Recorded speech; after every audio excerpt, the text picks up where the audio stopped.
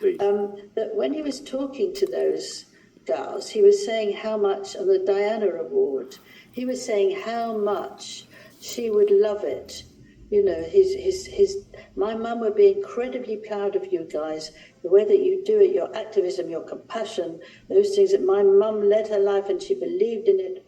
You know, it's incredible. So thank you. And I just before I came on, an email. I have several this afternoon, but I had this one from Tisha in America. And she says, since when does Harry think he has the right or the brains to speak on behalf of his deceased mother? He is not her voice. How dare he keep using the late Princess Diana in order to garner attention and favor with the American public? I mean, that's pretty hot stuff. And I think that that's their popularity going down, that people feel, how dare he talk about his mother like that? How does he know? And I think none of us know how much our mother, especially if he was 12 when she passed away, you know, he has to be careful about that, because that's also, he needs to tread very delicately, just as much he might talk about his children and Meghan and everybody. And he's also going to be careful about his mother, because I think people still love her and we all remember her so clearly, that he doesn't have the right to say very firmly what he thinks, she thinks. No, I know they made that deal, didn't they? They made that deal on the 20th anniversary of the death of Princess Diana in 2017. We are not going to keep invoking the name of our mother for publicity. That's it. We move on. And of course, now it's something that Harry does all the time. And as you say, how can he know what indeed? Now, look, still lots of ongoing fallout about the aforementioned Hollywood Reporter expose, where Meghan Markle was described as a dictator in high heels, terrifying. Apparently, she makes male staff members cry. This is all in Hollywood. And according to the Daily Mail, the US report claiming Meghan Markle is nicknamed Duchess, Dictator, and a dictator in high heels is by terrified staff came from a source still working for the couple. Now, that is according to the highly respected editor of the Hollywood Reporter. So even though Harry, who just won awards, to deny it, and their argument, Angela, just in case people haven't heard, is basically, well, how could the actual staff know this? Because, you know, Harry and Meghan work out of Montecito, and most of the staff work out of Hollywood, and also because Meghan actually has something they claim in her email signature, where she says, "Don't worry, if I'm emailing you out of office hours, I don't expect a reply." Paraphrasing. But it's interesting, isn't it? Because the Hollywood Reporter is fighting back on this, and they spoke to 12 current or former staff members. So this, to me, feels like a credible report, and the denial didn't actually cut the mustard. Well, I mean, I believe they've threatened to take legal action against them, but they're not worried. They're not worried at all. So that means that they feel very strongly. I don't think that they would have the CEO Harry's not next to saying Meghan. something so powerful about them, or Meghan mostly. Shouting at her through those two people. Again, not next to Meghan. Slipping area. You know, they wouldn't have said that unless he was really, really clear that they're not going Again, to... not next to Meghan. Far apart. ...take the magazine to the court and get out millions from it. You don't do it, do you? No, because imagine, Angela, that would actually... I mean, I just do not believe that Meghan would ever consider that, because imagine if the staff members then said, okay, you're going to have to release us from our confidentiality agreements, our non-disclosure agreements, because we want to get evidence. NDA is not enforceable when illegal activity exists. Back to before they left the royal family in 2020. You know, if they start doing with some, then there'll be a route out for others, and then it would be just too terrible. I mean, she's used to being fearsome and strong and determined, but actually, if you start getting to a law business like that, it can really crush her to pieces. Well, it would be disastrous. It would be absolutely disastrous. But I do think the thing that is so sick Angela, is that Meghan knows when she's making these denials that none of the members of the Sussex Survivors Club can speak publicly, because in the UK they are subjected to the Official Secrets Act, which means that actually speaking out about what really happened with Meghan could see them sent to jail. And in the US, these Hollywood NDAs are very tightly enforced. So I think it's really As we bad saw with because Diddy. Meghan can say whatever she wants and can make all of these denials however she wants, knowing full well that these staff members are legally unable to speak publicly or put their name Or on the afraid record to. the allegations they've made. And as you have previously revealed on this show, Angela, the Sussex Survivors Club, I mean, it just gets bigger, doesn't it? I mean, you were talking about something like close to 40 staff members actually now had left. Yeah. The thing is, this is not the only couple that stop people writing about them.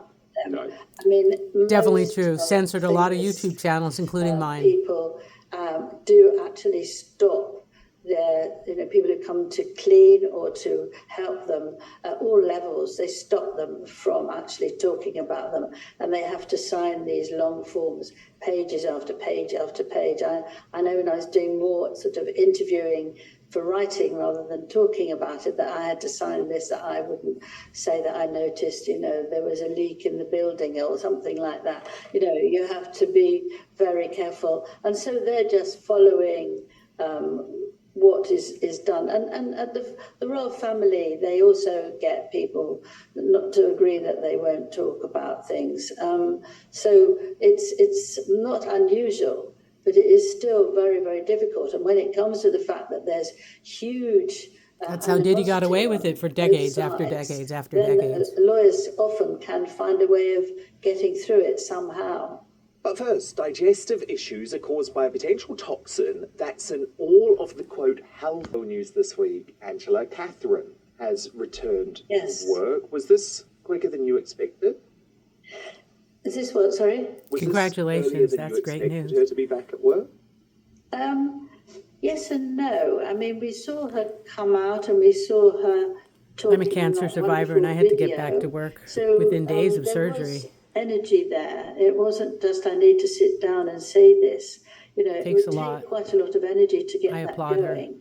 And I think that she is anxious to speak about the thing that she most cares about, and that's babies and children, and how to get them in, the right position in the world and with their families, and so they can grow into decent adults. And a lot of the problems of people is from their childhood, and I think she wanted to do that. It was very near her. It was she didn't have to travel far or no distance at all. They sat down very nicely and they talked, and I think that was the first trial of how she could manage. But I don't think we're going to see a great deal of her. We're not going to see her racing or, doing any sport or anything like that. She's going to look after herself because she wants to be careful, and you need to be at this moment, because she looks amazing. It will take a long time for her to get over it. And I think that she wants to also give as much love and attention she can to the children. I'm sure that chemo takes so much out of you. It doesn't happen. Something happens to her. She's not well for a long time. That the children will remember for the joyfulness and the encouragement and the love that she gave them. And she's not gone yet. Anybody who criticizes that should be ashamed of themselves. Very good point. They're a beautiful family. Beautiful family. William.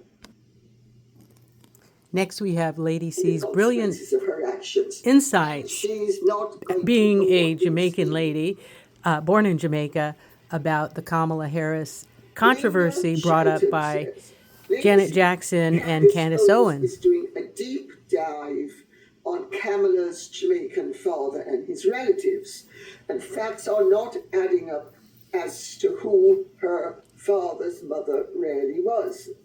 Many of the comments on Candice's podcast are referring Candice to you, since you are the one in the know on Jamaica old money families. Have you heard about Candice's research on this? Comment.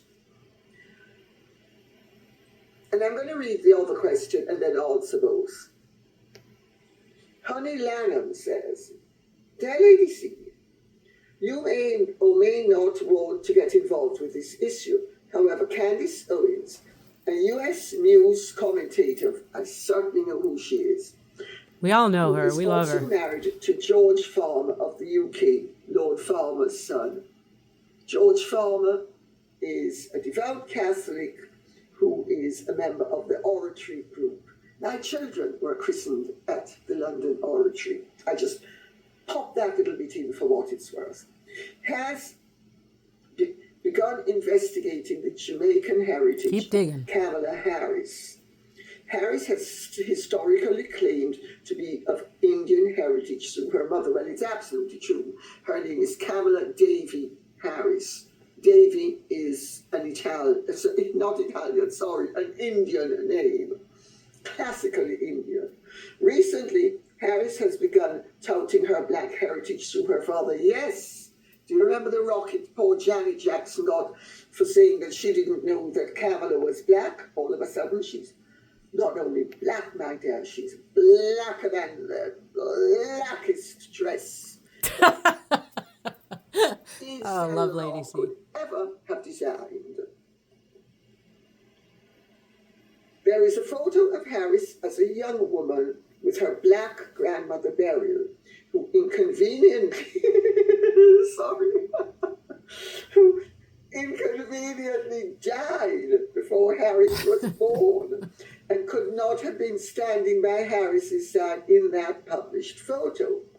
Candace is now on the trail of the rest of Harris's black Jamaican ancestry, which is looking rather sketchy.